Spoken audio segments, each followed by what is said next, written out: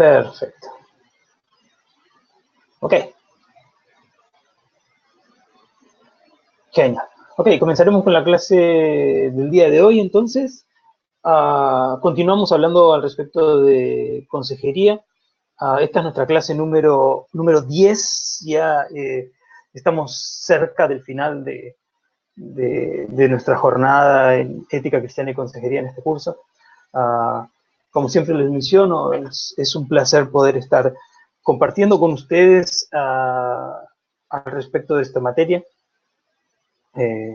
compartiendo los contenidos del libro tanto de Ética del Reino como de Asesoramiento y Cuidado Pastoral, también como el conocimiento bíblico que la palabra nos da al respecto de estos temas, y experiencias, ¿verdad?, que el Señor nos permite tener. Gracias por sus trabajos, gracias por sus participaciones, por sus comentarios, que claro que enriquecen todo este proceso de clase. Como yo siempre menciono, como adultos conocemos y aprendemos, mejor dicho, a partir del diálogo, a través de las preguntas, de las respuestas, del compartir, porque en definitiva todos nosotros como adultos tenemos ciertas experiencias que están ahí para ser compartidas, ¿no? Y a partir de ese compartir, cada uno de nosotros vamos creciendo, ¿no? En el final de cada clase, cuando hacemos preguntas y permitimos comentarios, no solamente usted hace una pregunta y encuentra una respuesta, sino que también esa respuesta sirve para todos en la clase, y ese comentario, esa historia que usted comparte, también es de edificación. Así que muchas gracias por participar activamente. Hoy continuamos hablando al respecto de consejería. En las clases anteriores ya hemos apuntado acerca de este tema. Hemos hablado, no sé quién recuerda, al respecto de esta parábola de Theodore Weddell con respecto al puesto de rescate que estaba en una costa peligrosa. Y cómo ese puesto de rescate con el tiempo iba olvidando su función, ¿verdad?, que era rescatar personas. Como iglesia debemos recordar constantemente que nuestra función es rescatar personas. Debemos entender, y lo entendemos a través de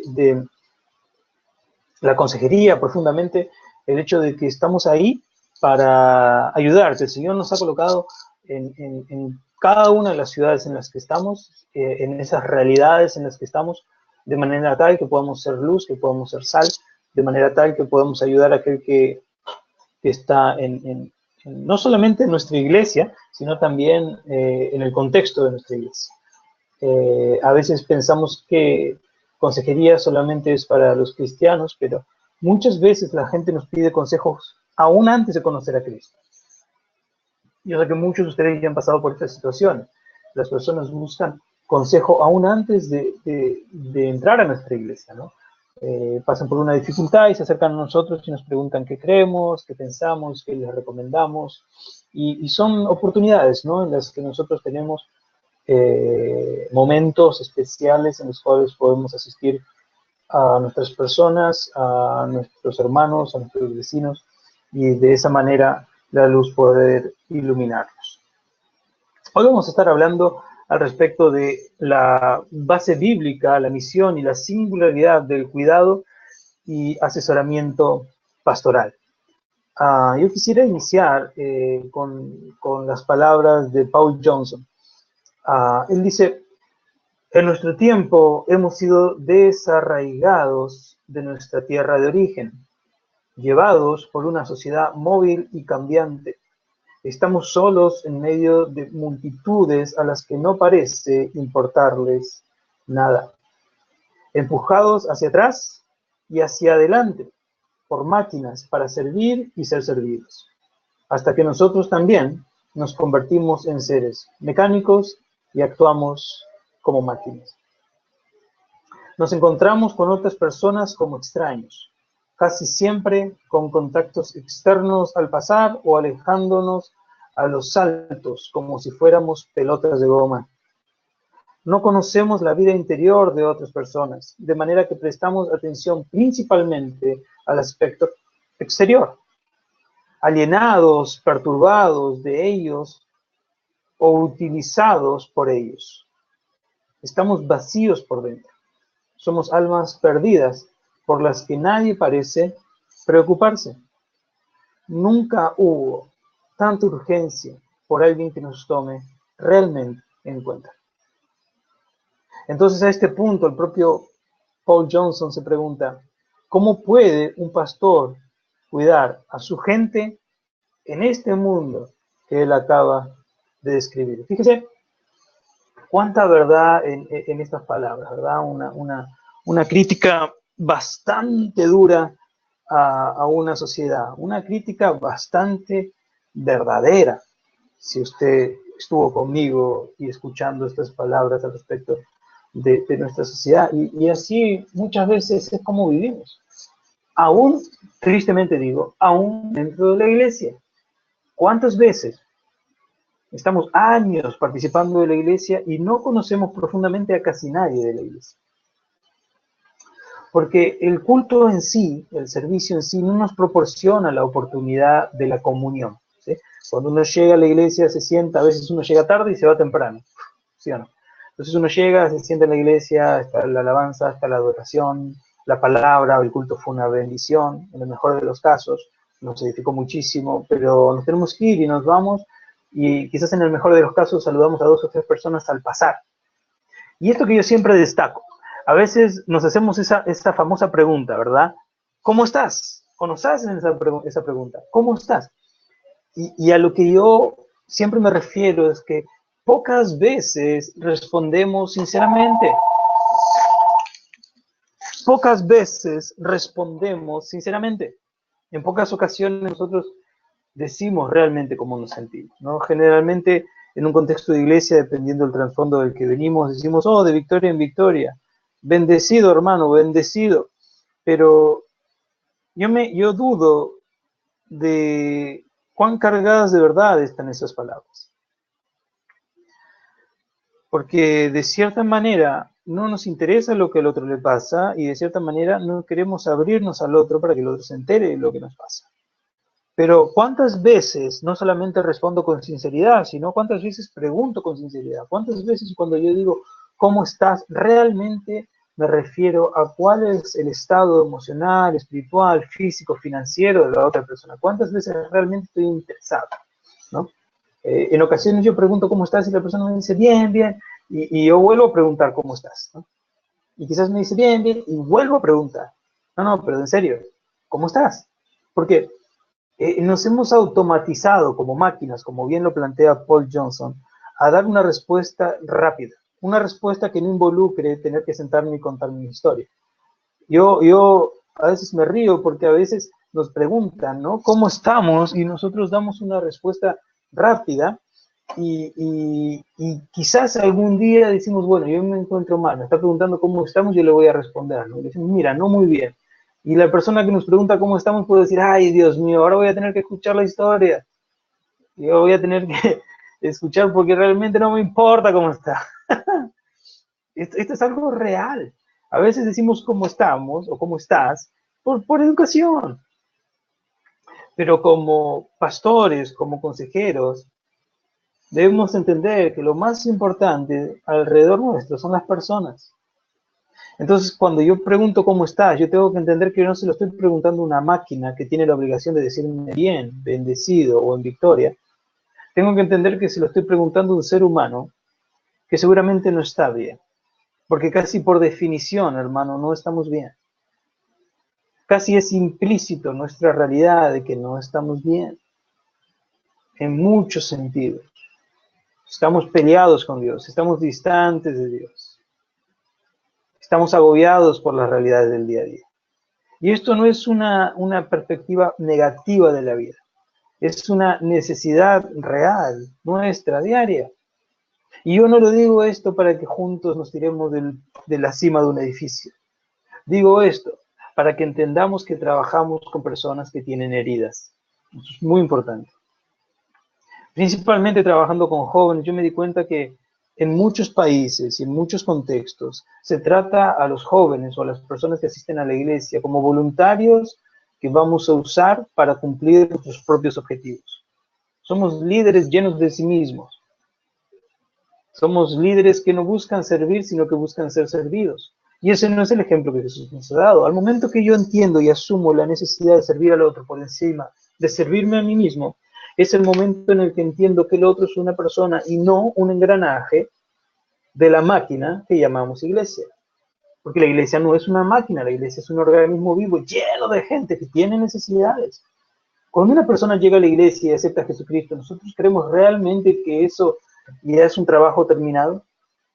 ¿Realmente creemos que la persona todo lo que necesitaba era repetir algunas palabras mágicas y simplemente asistir los domingos a la iglesia? Debemos entender de que como personas tenemos muchísimos complejos, muchísimas heridas, y que encima estamos inseridos en una sociedad a la que no le importa nada. Que todo lo que quiere de nosotros es que trabajemos, que cumplamos con nuestras obligaciones. Pero qué importante, hermanos, y esto es destacable, qué importante es que podamos liderar el estilo de Jesús. Qué importante es que cuando las personas se encuentren con nosotros, no se encuentren con alguien que los trata como máquinas. Qué importante es que cuando alguien se encuentre con usted, hermano, usted, hermana, se encuentre con Jesús. ¿En qué sentido? En el siguiente sentido. Que cuando alguien vaya a un encuentro con usted, pueda salir de ese encuentro realmente bendecido. Que no salga de ese encuentro más pesado, que no salga de ese encuentro con más heridas, que no salga de ese encuentro con más dudas, que salga de ese encuentro edificado. Ese era Jesús. Pero claro, Jesús estaba enfocado en las necesidades de las personas, lo que nos lleva a preguntar, ¿en qué estamos enfocados? ¿Cómo puede un pastor cuidar a su gente en este mundo? Principalmente estando enfocado en las necesidades. ¿Qué es lo que el otro necesita? ¿Sabes qué? Al momento de asumir un liderazgo de servicio como el liderazgo de Jesús, asumimos una posición de entrenadores un poquito, ¿sí? Una posición de coach, una posición de alguien que entrena a otro para que pueda alcanzar sus objetivos y su máximo potencial. Que las personas que estén a nuestro alrededor crezcan va a depender de nuestro servicio a esas personas.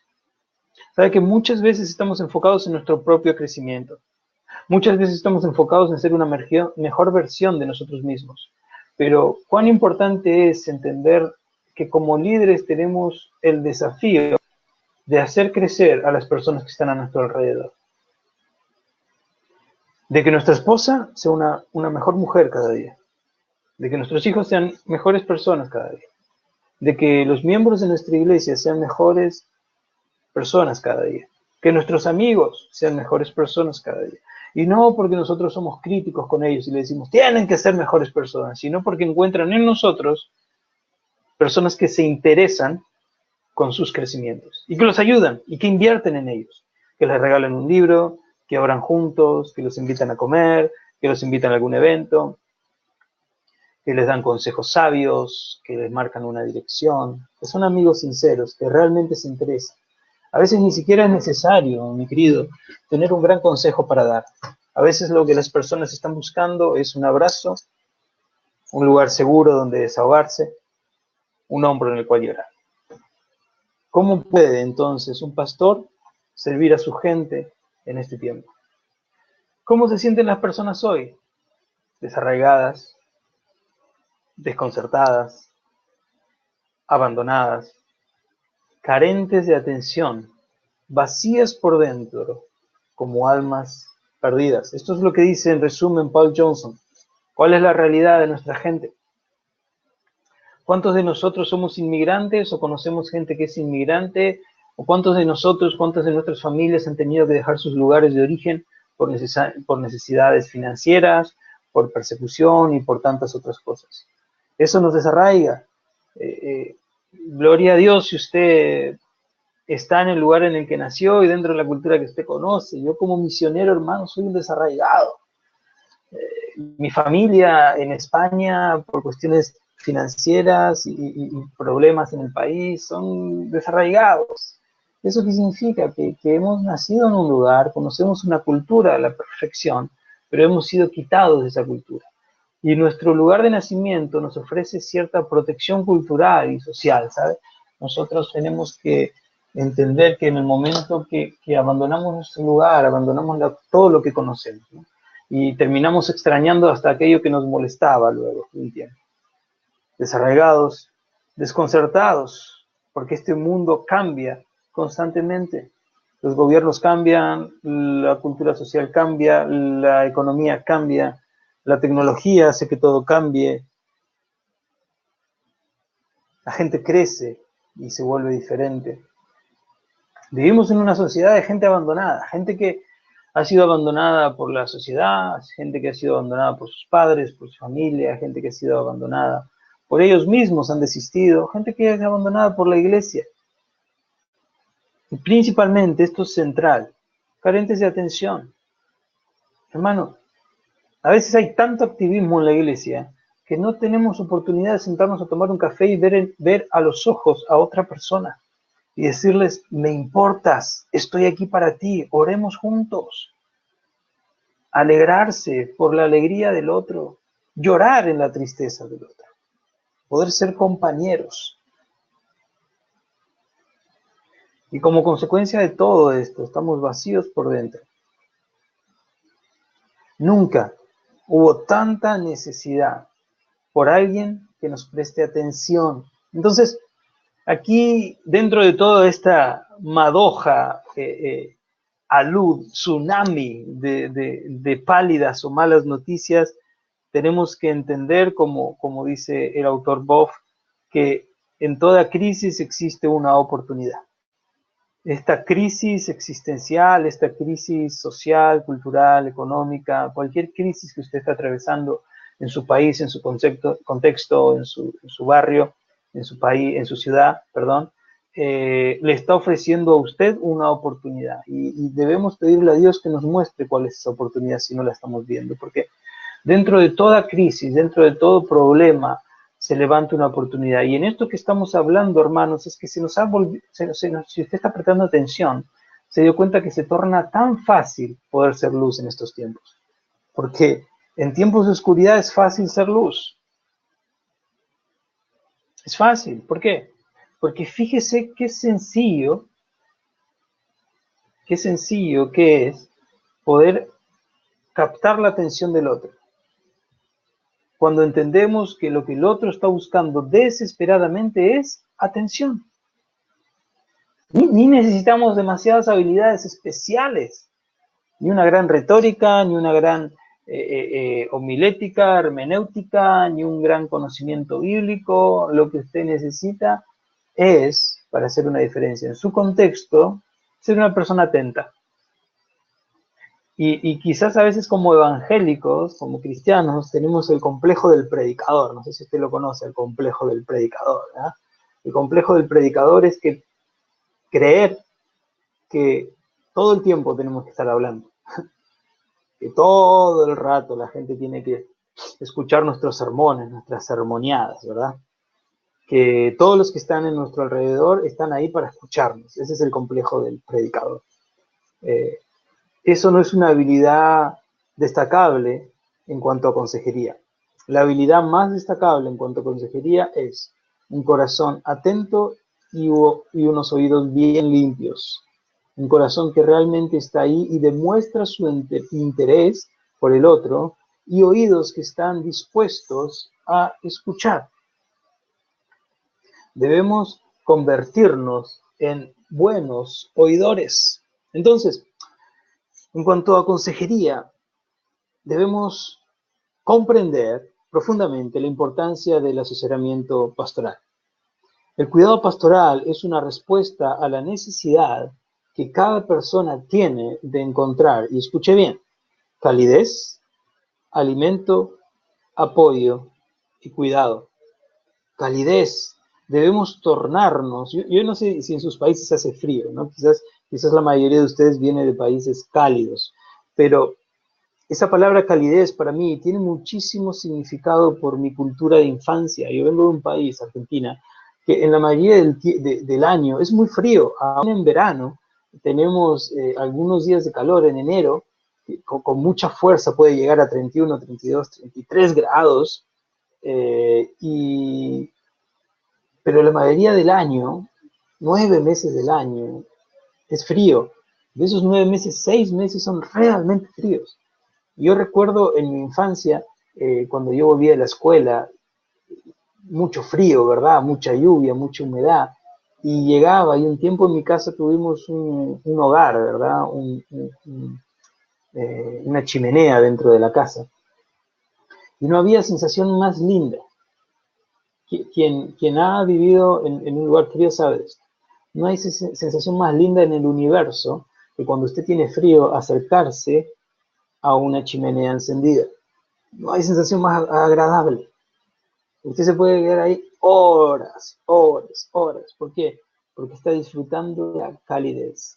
Cuando leemos calidez, eso es lo que yo entiendo con respecto a calidez. Cuando yo veo esto en este contexto, es exactamente eso. Vivimos en un mundo frío. Frío como Argentina en el invierno, mi hermano. Frío, frío.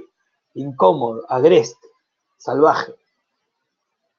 Y cuando usted encuentra en ese mundo frío una chimenea encendida, usted no se separa de esa chimenea.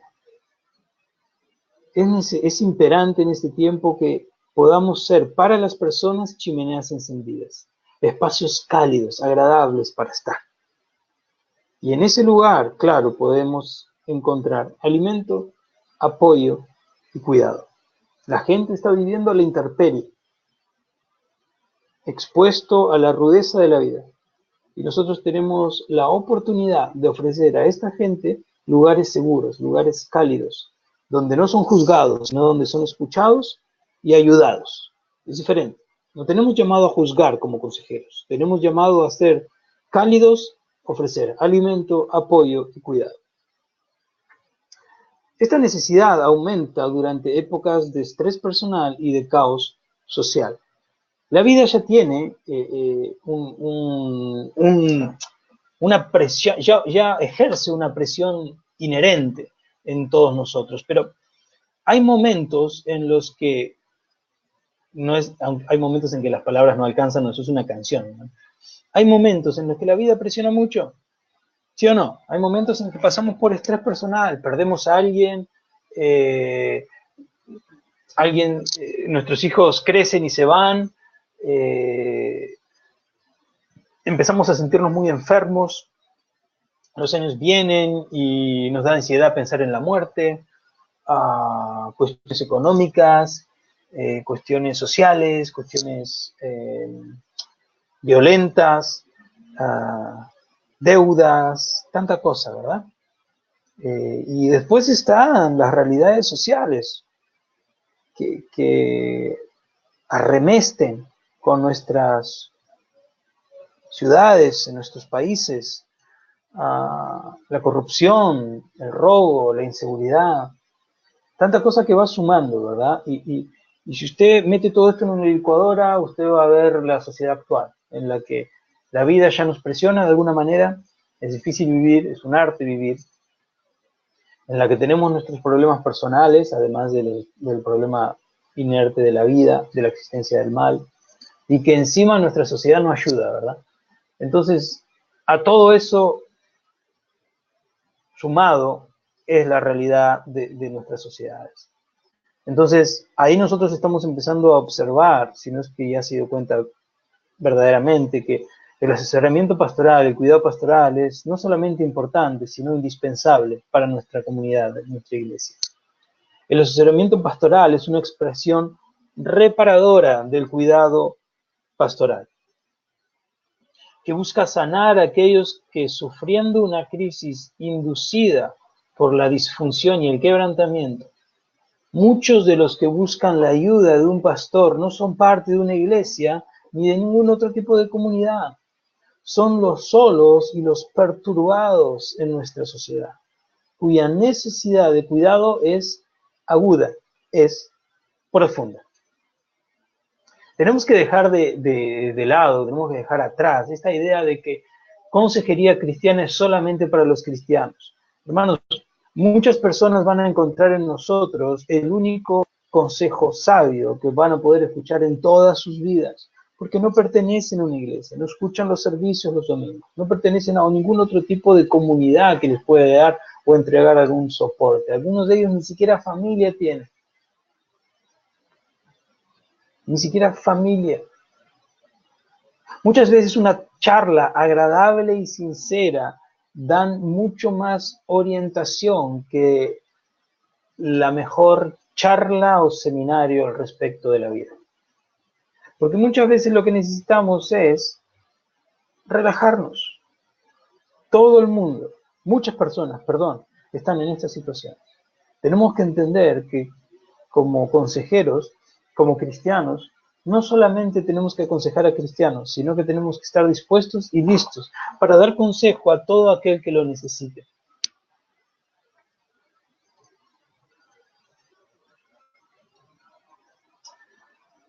Y esto nos lleva a lo que muchas veces ya he mencionado en esta clase, ¿verdad? Yo creo que es muy importante que como cristianos entendamos de que cristianismo es relaciones, relaciones con Dios y relaciones entre nosotros. Tenemos que entender que menos obvias, pero no menos dolorosas son las necesidades de aquellos que están perdidos dentro de sí mismos en nuestras congregaciones. Así el ministerio de cuidado y asesoramiento que ejerce una congregación tiene una misión tanto hacia adentro como hacia afuera, en relación con las personas, donde quiera que están en necesidad. Con tantos altos índices de desorganización personal y social, la necesidad por este tipo de ministerio nunca ha sido más grande. La gente está sola. Las personas están solas y usted va a ver gente rodeada de personas que aún está sola. ¿Por qué? Porque hemos perdido nuestras capacidades de conectar. Que yo esté rodeado de mucha gente no implica de que esté acompañado de mucha gente. Que yo sonría todo el tiempo no significa que no esté pasando por un periodo de depresión.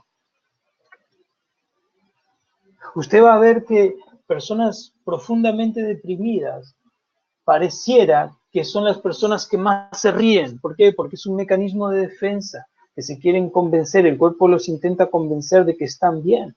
Ellos mismos quieren mostrar de que están bien, de que no están deprimidos. Pero lo peor que puede hacer un ahogado es creer o hacer ver de que no se está ahogando. ¿Por qué? Porque necesitamos ayuda. La única posibilidad que tenemos de recibir ayuda es pidiendo ayuda. Una y otra vez. Me encuentro con gente que ha perdido su capacidad de conectar. Ha perdido su capacidad de tener conversaciones largas, ha perdido su capacidad de escuchar, de hacer preguntas. No sé si a usted ya le pasó conversar con alguien y parece que usted está escuchando un monólogo, ¿verdad? La mejor habilidad, una de las mejores habilidades que podemos desarrollar como consejeros es hacer preguntas y hacer las preguntas correctas. Hacer las preguntas que pueden hacer que el otro se abra y exprese todo lo que tiene ahí adentro. Es necesario que no solamente preguntemos lo que a nosotros nos interesa, es necesario que desarrollemos la habilidad de percibir qué es lo que el otro necesita. Entender que el otro tiene algo para decirnos, algo para contarnos, no solamente que está ahí para escucharnos. Una de las necesidades más profundas que tenemos es hablar, contar. Y no cualquier cosa, no simplemente sumar palabras y sin sentido. No. Contar lo que está en nuestros corazones. Nuestras heridas, nuestras pérdidas, nuestras cicatrices, nuestros malos recuerdos. Dios quiere restaurar, Dios desea restablecer relaciones. Y no solamente la relación de Él con el mundo, que es principal, pero también Él desea que se restauren relaciones entre nosotros. La importancia crucial del asesoramiento pastoral. Y déjenme leer este tramo del libro. Recuerdo la imagen vívida que se despertó en mi mente un domingo cuando era pastor en una parroquia, una iglesia. Al mirar a la congregación vi a un hombre que había internado a su esposa en un hospital para enfermos mentales la semana anterior, a una esposa joven profundamente deprimida por la muerte trágica de su esposo, a un matrimonio que hacía poco se había enterado que su hijo tenía leucemia, a un alcohólico que estaba luchando con su adicción, a una pareja que se esforzaba por superar la agonía de la alienación en su matrimonio, a un alumno de secundario cuya novia estaba embarazada, a una mujer de ambulante que era paranoica y que no había respondido al tratamiento psiquiátrico, a un hombre que enfrentaba una cirugía por un problema que sospechaba que era maligno, y a otro hombre que anticipaba con terror cercano el vacío que temía que la jubilación trajera a su vida. Estoy seguro de que otras personas en esa congregación de tamaño medio debían estar llevando pesadas cargas de las cuales yo ni siquiera era consciente. Esta es la experiencia de un pastor que al mirar a su congregación en el domingo observa todas esas necesidades que él conocía, pero él asume de que había muchas necesidades en ese lugar que él ni siquiera estaba consciente. ¿Saben qué? Esto sucede cada domingo en nuestras iglesias. Cada domingo. Y si usted dice, no, en mi iglesia no sucede, es porque usted no está teniendo una relación fluida con su gente. Porque todos en nuestra congregación están pasando por problemas. Debemos recordar que nuestra organización no es simplemente un lugar de activismo en el que le decimos a las personas lo que tienen que hacer. Es un lugar primeramente de restauración, es un hospital, es la casa del alfarero, donde el Señor recoge cada pedazo de nuestras vidas y los coloca de nuevo en orden y los pega y los restaura. Es el lugar en el que, si es necesario, el alfarero rompe la vasija para hacerla nuevamente. Es un espacio de restauración. La Biblia está cargada de estas figuras. La palabra de Dios está cargada de estas figuras, y todas estas figuras no hablan de otra cosa que del corazón y la intención que Dios tiene con la humanidad de restaurar al hombre y de restaurar a la mujer. Está en el poder de Dios restaurar nuestra vida. No crea que hay vidas demasiado complejas que Dios no puede restaurar. Está en el poder de Dios restaurar a la persona que usted cree que es más difícil que se restaure de todos los que usted conoce, por más que sea homosexual, prostituta, asesino, genocida, no importa cuál es la condición del hombre, Dios tiene poder para restaurar. Dios lo tiene. Y quiere usar a su iglesia para restaurar a las personas. Por eso que yo no entiendo cuando la iglesia se transforma en un lugar que provoca heridas. Porque Dios no quiere que provoquemos heridas, Dios quiere curar las heridas. Entonces no hay nada más distante al corazón de Dios que provocar heridas dentro de la iglesia.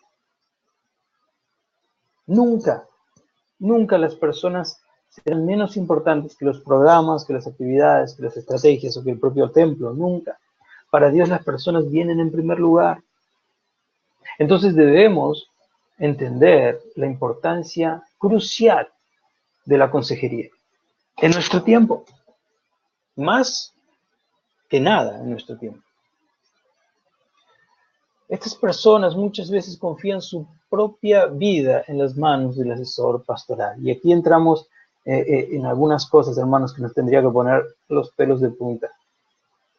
Esa gente que está en las situaciones que mencionamos anteriormente, luego de su desesperación, de su desorientación, de su desarraigo, de su vacío personal, se acercan a nosotros con la esperanza de encontrar una salida. Fíjese qué responsabilidad. Se acercan a nosotros con la esperanza de encontrar una respuesta. Esperan encontrar el consejo que los saque de sus situaciones actuales. Esperan encontrar la orientación que les marque el camino. Fíjese cuánta responsabilidad, cuánta responsabilidad. Y qué privilegio que Dios nos use para eso. Con frecuencia el pastor es la única persona a la que permiten entrar en sus infiernos privados. En su necesidad desesperada, abren su corazón al pastor, al consejero. Sea que el pastor o la pastora merezcan esta confianza o no. Y aquí es donde entran asuntos éticos también en la consejería, con respecto al consejero.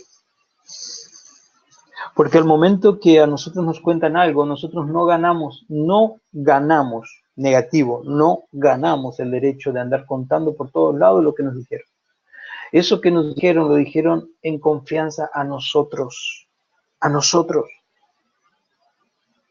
No nos dieron a nosotros el derecho de andar contándolo todo.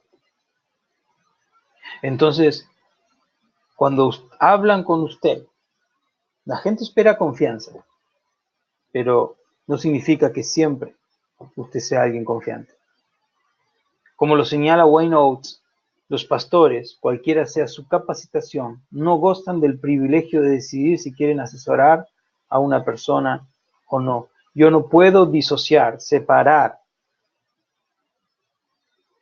la labor pastoral de la labor de consejería. Al momento que soy pastor, por obligación soy consejero. Por obligación, yo tengo la necesidad de asesorar a las personas. La elección entonces no es entre asesorar o no asesorar, sino entre asesorar de manera disciplinada y con las técnicas apropiadas y de asesorar de una manera indisciplinada y sin técnica. Entonces, mi hermano, en cualquier posición de liderazgo, en cualquier posición pastoral, yo debo tener la capacidad de asesorar. Entonces yo debo preocuparme por hacerlo de una manera disciplinada y con técnicas apropiadas. Porque si no, lo haré de una manera indisciplinada y sin ningún tipo de técnica. Y en vez de sanar heridas, seguramente voy a provocar heridas. Lo vemos más fácilmente cuando lo hablamos en cuanto a medicina, ¿verdad? En cuanto al cuerpo físico. Y yo voy a hablar un poquitito al respecto para ver si podemos entender más claramente esto que estamos hablando. Imagine que el consejero es a las emociones de la persona como el médico al cuerpo físico de la persona. Cuando usted se corta la mano, imaginemos que usted se corta la mano, se hace un corte profundo y sangra mucho. Usted no sale corriendo para el lado del carnicero, usted va para el lado del médico, ¿verdad? Cuando a usted le duele un diente, usted no sale corriendo para su papá y le dice, agarre la tenaza y sácame el diente. No, usted va y se va al dentista. ¿Por qué? Porque usted confía en la capacidad del médico en hacer bien lo que debe ser hecho en su cuerpo. Usted no confía en alguien que primero no esteriliza los elementos antes de usarlos en una cirugía, porque eso los va a contaminar y lo va a enfermar. De la misma manera, cuando las personas corren a nosotros en deseo de ser aconsejados, asesorados, esperan que nosotros utilicemos las mejores técnicas. Muchas personas necesitadas ven al ministro como un pastor competente y confiable al que pueden pedirle que camine con ellos a través de sus valles de sombra. Al momento de acercarse a nosotros en consejería, ya asume la gente de que nosotros estamos capacitados para aconsejarlos. Si el pastor no tiene los conocimientos requeridos, esas personas están recibiendo piedras, en realidad, cuando pidieron pan. Las personas están recibiendo piedra cuando en realidad pidieron pan. Fíjese, qué interesante esto. La gente llega a nuestra iglesia en busca de orientación, de restauración, y encuentran más lastimaduras, más heridas, más pesares, más tristezas. Que Dios nos ayude, hermanos. Un asesor competente casi siempre tiene el privilegio de guiar a otros seres humanos en su trayectoria, en su trayecto interior hacia la plenitud. Esto tiene que ver un poco con lo que les mencionaba anteriormente, sobre esta función que tenemos como líderes de ser entrenadores del otro, ¿verdad? Tenemos esta función de ayudar al otro a que llegue a su plenitud. El mejor padre que puede ser, el mejor esposo que puede ser, el mejor cristiano que puede ser, el mejor amigo que puede ser, el mejor hermano que puede ser, y así sucesivamente, ¿verdad? El mejor hijo de Dios que puede ser. Continuamente poder hacer al otro que crezca un poquitito más, ¿sí? La sensibilidad y la habilidad en el asesoramiento permiten que uno pueda pararse en el suelo sagrado donde crece la personalidad y ocurren las transformaciones.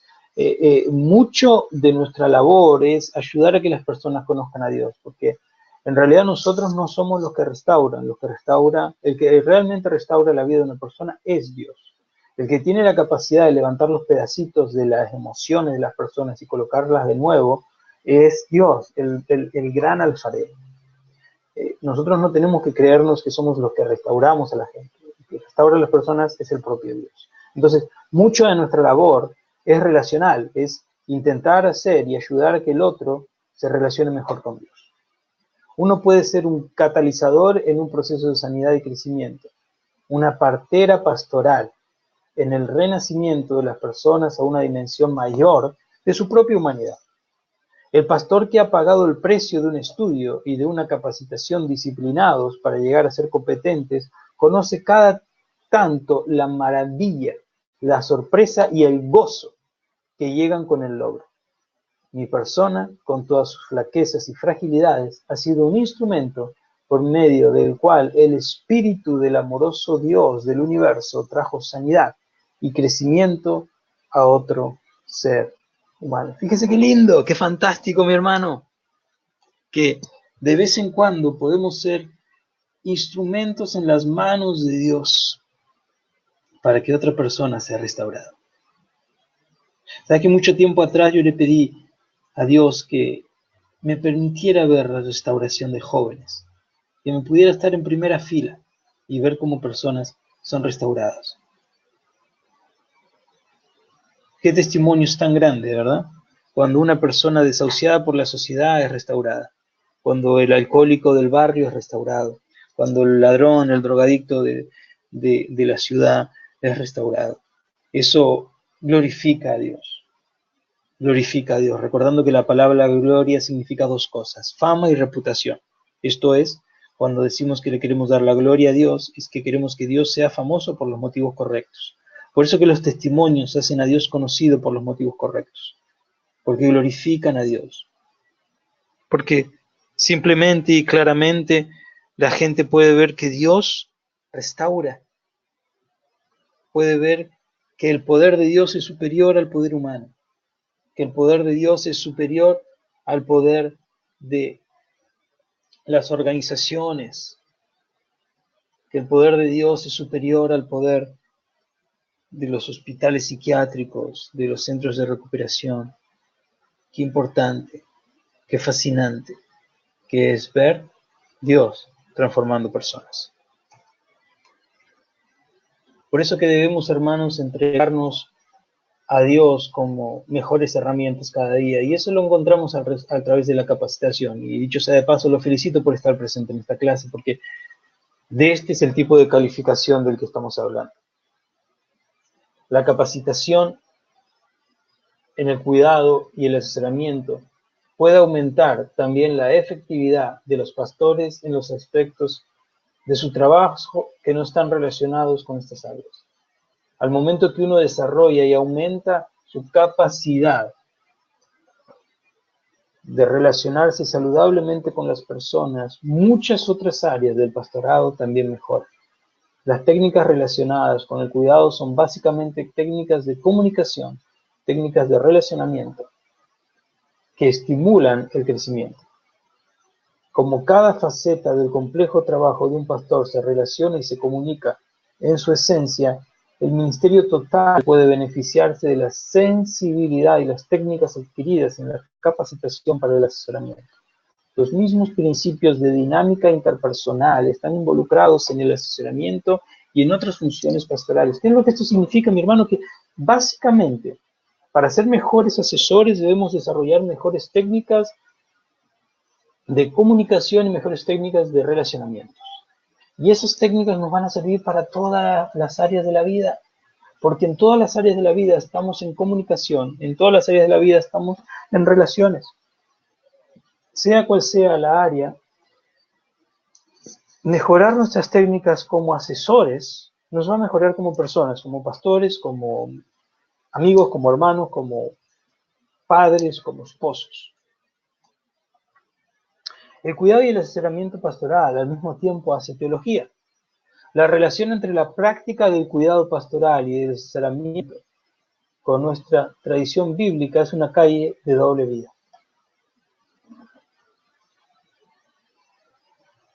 Las perspectivas que provienen de la tradición iluminan, informan y guían la práctica de esas artes pastorales. Y la práctica lleva a la vida verdades bíblicas fundamentales al permitir que se encarnen y se experimenten en las relaciones humanas. En el asesoramiento, las verdades bíblicas se iluminan al aplicarse y comprobarse en el terreno de las luchas y del crecimiento humano. En este sentido, el cuidado y asesoramiento pastoral es una manera de hacer teología. ¿Se da cuenta? Es la forma en la que yo permito que el conocimiento bíblico, el texto bíblico, deje de ser simplemente un texto y pase a ser, además de un texto, pase a ser algo real en la vida de las personas y poder ver de primera mano cómo la palabra de Dios realmente puede transformar. Es viva y es eficaz. Entonces, cada vez que nosotros aconsejamos, permitimos que la palabra viva también se encuentre con la realidad de las personas. Y ya acercándonos a el final de la clase de hoy, quiero compartir dos cosas más, dos slides más. En el primero vamos a estar hablando de las 6 dimensiones de la plenitud humana y en el segundo estamos hablando de la singularidad del asesoramiento pastoral. Por cuestión de tiempo, lo voy a leer rápidamente para que podamos tener el tiempo debido que cada clase tenemos de preguntas y respuestas y comentarios. Sí, mis hermanos. Las 6 dimensiones de la plenitud. El cuidado y asesoramiento pastoral buscan fortalecer el crecimiento hacia la plenitud en cada una de las 6 facetas interdependientes que existen en la vida de cualquier persona. Y estas son las 6 dimensiones. Animar la mente, revitalizar el cuerpo, renovar y enriquecer las relaciones íntimas, profundizar la relación personal con la naturaleza y la biosfera, crecer en relación con las instituciones significativas en la vida, profundizar y vivificar la relación personal que tenemos con Dios. Los seres humanos son sistemas abiertos. Nuestro conocimiento ocurre en las relaciones, en las 6 dimensiones que mencionamos arriba. El crecimiento hacia una plenitud mayor en cualquier dimensión estimula y sostiene el crecimiento en otras dimensiones, todo está relacionado. La disminución de la plenitud en cualquier dimensión retarda el crecimiento también de las otras. El cuidado y el asesoramiento pastorales integrales apuntan a capacitar a las personas para aumentar y equilibrar el crecimiento en estos 6 aspectos de su vida. Cuando tenemos la posibilidad de ayudar a otro a crecer, tenemos que tener en mente de que hay 6 dimensiones en las que se puede crecer. Y debemos ayudar al otro a que pueda lanzarse en una dinámica de crecimiento en estas 6 áreas. Y aquí llegamos a hablar de la singularidad. Singularidad significa de la diferencia y la peculiaridad que tiene el asesoramiento pastoral con respecto a otras ciencias de ayuda. La esencia de nuestra singularidad es nuestra herencia teológica y pastoral, nuestra orientación, nuestros recursos y nuestra conciencia. Este es nuestro marco de referencia y el área de nuestra especial experiencia. La conciencia de que el espíritu transpersonal de Dios, que es la esencia de toda la realidad, debería influir de manera profunda en todo lo que hacemos, incluyendo nuestra tarea de asesoramiento. La afirmación familiar de Dietrich Bonhoeffer, Dios es la trascendencia en el centro de nuestra vida, puede utilizarse para describir el enfoque singular propio del cuidado y asesoramiento pastoral. Way Out llama correctamente a esta conciencia, la conciencia de la relación de Dios abierta a las personas. Esta conciencia debería ayudar a los pastores a reconocer la dimensión espiritual profunda presente en toda situación de asesoramiento. Es Dios quien quiere restaurar integralmente a la humanidad. La singularidad del asesoramiento pastoral reside en la capacidad de Dios de relacionarse con nosotros y restaurarnos en ese proceso. Ninguna otra ciencia de cuidado cuenta con este gran poder, con este gran secreto, con esta gran arma secreta, que es Dios en mí, Cristo en mí. Yo debo entender que en el proceso de asesoramiento pastoral, yo debo capacitarme al máximo, pero al momento de ejercer el asesoramiento, al momento de vivir, yo debo pedirle al Señor que yo pueda ser el que mengue y que Él pueda ser el que crezca. Porque al fin de cuentas, el que transforma vidas es Dios. Este es el centro neurálgico del asesoramiento pastoral. No son nuestras palabras lindas las que transforman a las personas. Es, como dice Bonhoeffer, la trascendencia de Dios en nosotros. Este Dios que es inmenso está en nosotros, que somos finitos. Le ha placido acercarse a nosotros. Él está en nuestras realidades. Este Dios puro está al lado del impuro. Este Dios excelente está al lado del ordinario. Este Dios infinito camina con el finito. ¿Qué es lo que esto significa? De que Dios está de nuestro lado, luchando por nosotros y con nosotros para restaurarnos. Amén, queridos. Esta es la clase de hoy al respecto de la misión, la base bíblica y la singularidad del cuidado y asesoramiento pastoral. La semana que viene, yo espero que me entreguen un reporte del capítulo 4 del libro Asesoramiento y Cuidado Pastoral. La hermana Keila ya tiene este PDF y se los va a hacer llegar solamente del capítulo 4. Este capítulo habla del fundamento de todo tipo de cuidado y asesoramiento. Y yo espero, como siempre, ¿sí?, que ustedes me entreguen un breve reporte en el que simplemente me digan qué dice ese texto, con sus palabras, y qué les pareció, ¿sí? Una hoja, hoja y media, dos, lo que ustedes sientan, no más de dos, y no menos de una, lo que es imposible porque no me entregarían nada, pero no más de 2 páginas en las que ustedes me puedan contar qué entendieron de este capítulo 4, qué les pareció y alguna experiencia o situación personal que quieran compartir, siéntanse en total libertad. Amén, mis hermanos. Bien, esa ha sido la clase de hoy. Espero que puedan hacer la lectura correspondiente para la próxima semana. Como todos los jueves, llegamos a nuestro tiempo de preguntas y respuestas. Tenemos unos 20, 15 minutos para preguntas y respuestas. Como siempre, ustedes saben la dinámica de todo esto. Ustedes levantan su mano en su sistema, yo les abro el micrófono y ustedes tienen la posibilidad de participar. Amén, hermanos. Cuando estén listos, pueden levantar sus manos.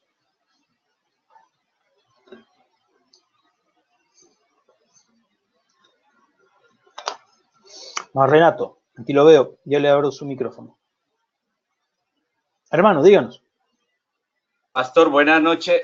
Sí, ese es un tema muy importante, lo que usted comentaba al principio, que muchas veces en la iglesia no solamente el pastor o el predicador dan el mensaje y listo. Y yo pienso que ahí es donde se debe demostrar la hermandad entre todos. Desde el predicador o líder de la iglesia, al igual que los músicos, que los de adoración y alabanza, que ellos vayan y se integren al final del servicio con las personas. Eso nos enseñaron a nosotros en una iglesia hace tiempo, porque a veces la gente llegaba, cantaba, se terminaba el servicio, recogían los equipos y cuando se terminaba el servicio y se quedaban desocupados, ya la gente se había ido y muchas veces la gente ni los conoce. Yeah.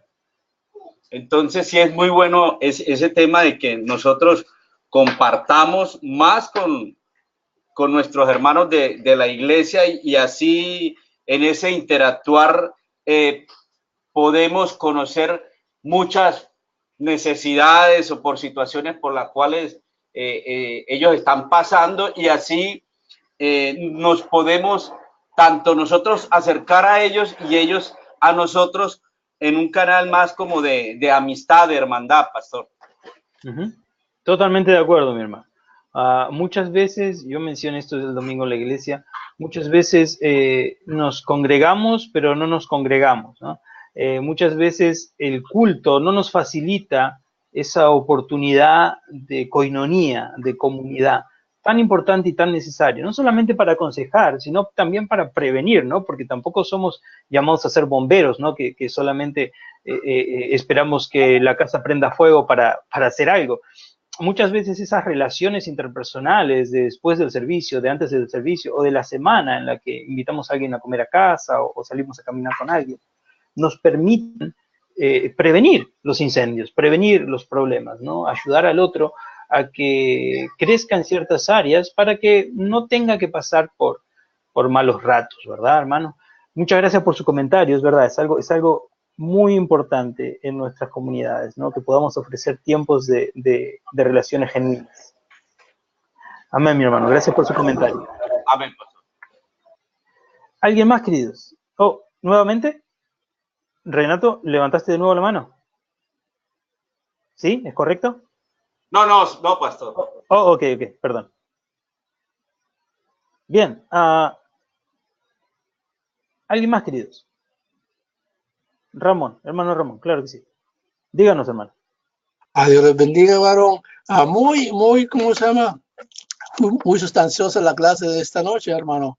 Gracias porque me da el entendimiento, cómo es el comportamiento de uno en la congregación y cuál es el comportamiento, acordándonos con el pastor de que él debe dar el ejemplo, ¿me entiende? Porque es el pastor de nosotros. Ahora, tengo unas preguntas, unas dos cortas y una muy larga. Es la tercera. Dice, cuando uno llega a la iglesia y uno saluda, dice, ¿cómo estás? La persona dice, bien, es todo lo que le dice. Bueno, y uno se queda esperando que está bien. Y cuando dice, que Dios te bendiga. Y dice, ¿cómo estás? En victoria. Y pero Dios te bendiga, es un Dios te bendiga que la mirada de la persona te está dando la mano, pero la mirada de la persona se está yendo por otro lado, no le mira a uno la cara. Y yo siempre digo, cuando usted me salude a mí y me diga un Dios te bendiga, por favor, míreme la cara para que esa mirada suya penetre en mí y la mirada mía penetre en usted. Ese es un Dios te bendiga, dándonos a entender que estamos bien. Pero si estamos mal y volteo la cara, no me están entrevistando para dar un comentario de fútbol, porque eso no, cuando comenté, agarran un jugador y le ponen a preguntar, el jugador está hablando, pero está mirando por otro lado. ¿Me entiendes? Es lo que yo les digo. Ahora, ¿qué ético es cuando viene una persona con un problema y esta persona viene con el pastor y el pastor le escucha una vez, viene otra vez con el problema y le escucha otra vez, viene otra vez con el problema y le escucha otra vez, viene el pastor y le dice, ¿sabes qué? Le dice, ya te dije todo lo que te tenía que decir, ya no tengo nada que decirte. ¿Qué tan ético es esto que un pastor deje a esta persona, ¿cómo se llama? Si tiene necesidad o la persona está, ¿cómo se llama? Todo el tiempo con el mismo problema, ¿no sana la persona o qué debe de ser un pastor en ese, ¿cómo se llama? Con ese problema? Bueno, como asesores, como pastores, tenemos el llamado a caminar al lado de las personas, ¿no? No podemos decirle a una persona, ok, tú ya que no quieres, ya salte de mi camino. Pero es verdad que a veces ciertas personas necesitan un apretón más fuerte de manos. No sé si se me entiende, ¿verdad? En un tiempo me tocó aconsejar un matrimonio y al principio, claro, los aconsejaba en amor, con tranquilidad. Luego aprendí algo en el camino que un pastor amigo me enseñó, de que muchas veces la gente se acerca a nosotros buscando nuestra opinión y no nuestro consejo, que hay una diferencia entre una opinión y un consejo, ¿verdad? Entonces llegó un momento que yo les dije a este matrimonio, ok, ¿qué es lo que ustedes vienen a buscar? ¿Opinión o consejo? Y me dice, pero no entiendo, explíqueme, ok, opinión yo le digo lo que yo creo, consejo yo le digo lo que usted tiene que hacer. Entonces, es un poquitito lo que hablábamos antes de opinión, de consejería directa y consejería indirecta. Yo veía que no avanzaban, que no avanzaban, que no avanzaban, y en un momento le dije, ok, ¿qué quieres? ¿Consejo o opinión? Y él dijo, bueno, consejo. Y yo le dije, haz esto, esto, esto, esto y esto. Pero sin perder mi capacidad de amar, yo mostré mi firmeza, que se note mi firmeza en el hecho de decir, muchachos, hay que avanzar. No sé si me entienden. Sí. Muchachos, es tiempo de, ya pasamos, yo hablo mucho de esto, ¿verdad? No podemos estar años con las mismas preguntas, no podemos estar años con los mismos problemas. Eso significa que no hemos madurado, que no hemos crecido. Señal de madurez es que se nos presentan nuevos desafíos, ¿no? Como cuando yo subo un escalón y otro escalón y otro escalón, yo gano experiencia con ese proceso y ahora tengo una nueva perspectiva de la vida. Entonces yo creo que, claro, continuar caminando en amor al lado de las personas, pero hay momentos en el que las mismas personas necesitan entender que estamos empantanados, que estamos dando vuelta en círculos y tenemos que dejárselos ver en amor. ¿Ha entendido? Otra pregunta le iba a hacer, ¿me entiende? A ver, ¿hay alguien que tenga otra pregunta para no hacer yo esta? Oh, ahí están en grupo, ¿verdad? No estamos en grupo. Yo soy el llanero solitario aquí nomás. ¿Estoy llanero solitario? Ok, listo, mi hermano. Bien, déjeme solamente hacer un comentario. Me acabo de dar cuenta de que a medida que iba hablando, las placas no estaban saliendo. Desde ya les pido perdón. Les voy a intentar mandar el PowerPoint si los necesitan en un archivo con nuestra hermana Keila. Les pido disculpas, yo estaba convencido de que ustedes estaban viendo mi pantalla tal cual y yo la estaba viendo. Me di cuenta de que estuvo toda la clase solamente con ese, empezamos a las 5 p.m. Perdónenme, yo les voy a hacer llegar el PowerPoint de la clase de hoy, ¿sí? Bien, a ver, hermanos, ¿alguno tiene alguna pregunta más?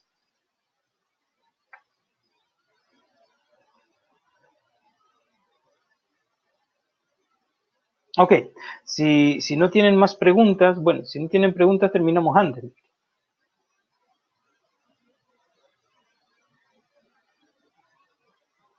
Hermano Ramón.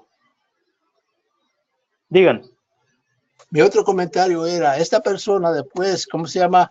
Porque a mí me dialogaron que fuera, ¿cómo se llama? El líder de los varones, ¿me entiendes?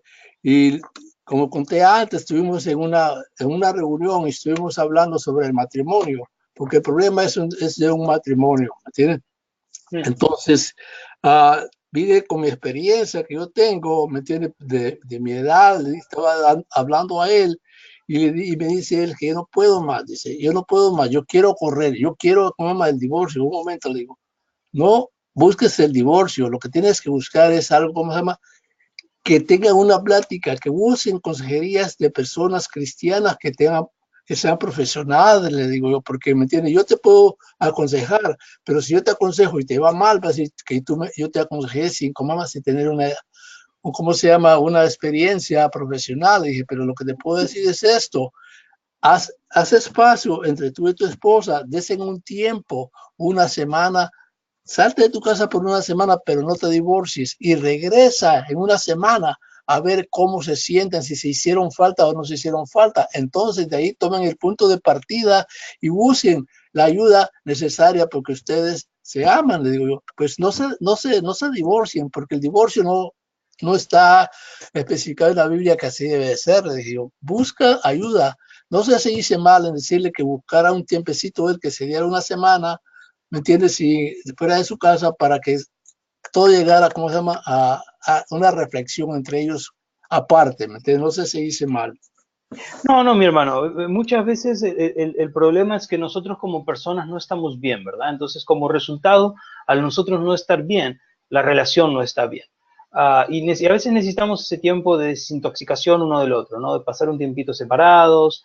Muy bien su asunto de reconocer la limitación y aconsejar para que se busque una ayuda profesional cristiana. Esto es muy importante en consejería, reconocer el límite del consejero, ¿verdad? A veces nosotros podemos dar respuestas, pero llega puntos en el que nos quedamos sin respuestas, que podemos observar la necesidad de un profesional, de un consejo terapéutico especializado, o la opinión de un tercero, un otro consejero cristiano. Podemos invitar a estas personas a una intervención para hablar juntos, tanta cosa, ¿verdad? Tenemos todas estas herramientas, hermano, y como usted bien mencionó, el divorcio no puede ser la primera opción. Como bien lo vimos en la parte de ética, debemos usar y gastar todas nuestras posibilidades para intentar evitarlo. No evitarlo para abrazar una vida de pesar y de tristeza absoluta, sino de evitarlo en el sentido de mejorar las cosas. Entonces, no, mi hermano, ha estado correcto en su consejo. Gracias, varón. De nada, mi hermano. Dios le bendiga. Hermana Mérida, díganos. Debe abrir su micrófono, mi hermano. Ahí estamos. Gracias, hermano. Sí. No, quería afirmar lo que precisamente usted compartía ahora, y es precisamente la obligación que como pastores o líderes tenemos para entrenarnos en ser buenos consejeros, para saber asesorar a las personas y sobre todo tener esa disciplina y esa técnica para hacerlo con eficiencia, con madurez, con credibilidad y sobre todo con el compromiso de que lo que se busca es transformación de vidas. Y me parece muy bueno lo que usted comentaba acerca de las técnicas de comunicación, asesoramiento, relacionamiento, en fin, toda una cantidad de cosas que nos pueden ayudar a poder ser más efectivos en esa labor. Entonces, me parece muy útil esto y me gustaría profundizar de pronto un poquito más sobre las 6 dimensiones de la plenitud para poder también enriquecerse uno en ese aspecto. Y creo que todo esto atesora en nuestras vidas, no solamente para darlo, sino empezando por nosotros mismos. Entonces, muchas gracias por el tema. Claro que sí, un placer, mi hermana. Voy a intentar hacerles llegar el texto ampliado al respecto de las 6 dimensiones por nuestra hermana Keila, si le parece. Muchísimas gracias. Claro que sí. Y esperamos los PowerPoint, porque yo estaba esperando. Sí, perdón. Ajá, perdón. Yo le voy a hacer llegar el PowerPoint. La hermana Keila ya tiene el capítulo 4 para la tarea, que ahora sí está en pantalla, y vamos a enviarle también las 6 dimensiones para que puedan leerlos. No es necesario hacer un trabajo con respecto a eso, solamente para información. Bueno, Dios te bendiga, muchas gracias. Dios les bendiga. Bien, mis hermanos, entonces, por aquí quedamos. Voy a hacerles llegar, la hermana Keila ya tiene el capítulo 4 para la tarea del reporte de la semana que viene. También voy a hacerles llegar a través de la hermana Keila ahora mismo, voy a enviárselo el PowerPoint de la clase de hoy en formato PDF y voy a buscar aquí el archivo, el texto de las 6 dimensiones que habla el libro. Amén. También para hacérselos llegar. Hermanos, Dios los bendiga. Perdonen por el problemita ahí con los slides. Yo pensé que lo estaban viendo. Muchas gracias, como siempre, al respecto de que estamos prestando atención a cada cosa, están participando. Muchas gracias, Dios los bendiga y nos vemos en la próxima clase el próximo jueves. Dios los bendiga, bendiciones, tengan una buena semana. Déjenme orar por ustedes. Papá, te damos gracias, Rey, por este tiempo. Gracias, papá, por este tiempo de aprendizaje que podemos tener al respecto de ética y consejería. Bendecinos, Rey, para que podamos desarrollar una filosofía moral correcta, bíblicamente hablando, y que podamos ser excelentes consejeros, papá, que podamos ser personas, Señor, que le dan palabras de sabiduría, de esperanza, de vida a matrimonios, a familias, a individuos, Rey, usanos para hacer sal y para hacer luz en nuestras comunidades, en el poderoso nombre de Cristo Jesús. Oramos por nuestros hermanos que hoy se han encontrado sin electricidad y por lo cual no han podido estar en clase. Bendecilos, Señor, y ayudarlos en sus situaciones y padecimientos y luchas, Señor, personales en el nombre de Jesús. Amén y amén. Amén, queridos. Dios los bendiga. Nos vemos la próxima semana.